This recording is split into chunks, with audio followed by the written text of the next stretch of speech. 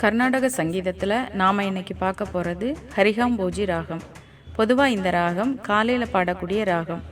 இசையில் மிகவும் பிரபலமான ராகங்களில் இந்த ராகமும் ஒன்று.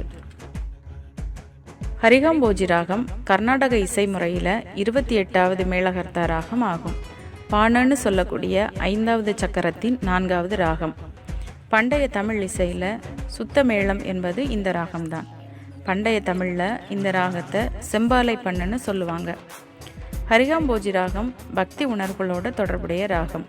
குறிப்பாக தேவாரம் போன்ற பக்தி பாடல்களில் இது பயன்படுத்தப்படுது.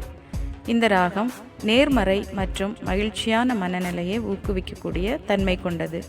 உணர்ச்சியை கட்டுப்படுத்தும் வல்லமை கொண்ட ராகமாகவும் கருதப்படுது.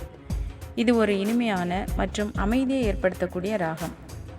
இந்த ராகம் மன அழுத்தத்தை குறைக்கவும் மன அமைதியை கொண்டு வரவும் மேலும் நம்மளுடைய படைப்பாற்றலை தூண்டவும் உதவியாக இருக்குது.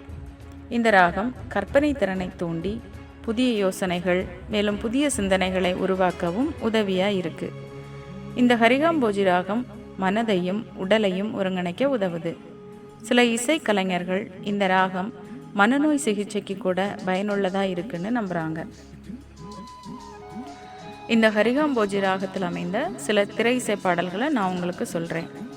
MS விஸ்வநாதன் அவர்கள் இசையில் வந்த குடியிருந்த கோயில் படத்தில் வர குங்கும பொட்டின் மங்கலம் பாடல், விஸ்வநாதன் ராமமூர்த்தி இசையில் மன்னாதி மன்னன் படத்தில் வர அச்சம் என்பது மடமையடா பாடல், வேதா இசையில் வந்த இரு வல்லவர்கள் படத்தில் வர நான் மலரோடு தனியாக பாடல், இசைஞானி இளையராஜா இசையில் வந்த வைதேகி காத்திருந்தாள் படத்தில் வர மேகம் கற்கையிலே பாடல், இதயம் படத்தில் வர பொட்டு வைத்த ஒரு வட்ட நிலா பாடல், வருஷம் 16 படத்தில் வர பழமுதிர் சோலை எனக்காகத்தான் பாடல், AR ரஹ்மான் இசையில் வந்த ரோஜா படத்தில் வர சின்ன சின்ன ஆசை பாடல், புதிய முகம் படத்தில் வர கண்ணுக்கு மை அழகு பாடல், டூயட் படத்தில் வர என் காதலே பாடல், சிற்பி இசையில் வந்த நாட்டாம படத்தில் வர மீனா பொண்ணு பாடல், வித்யாசாகர் இசையில் வந்த தில் படத்தில் வர கண்ணுக்குள்ள கெளுத்தி இந்த பாடல்.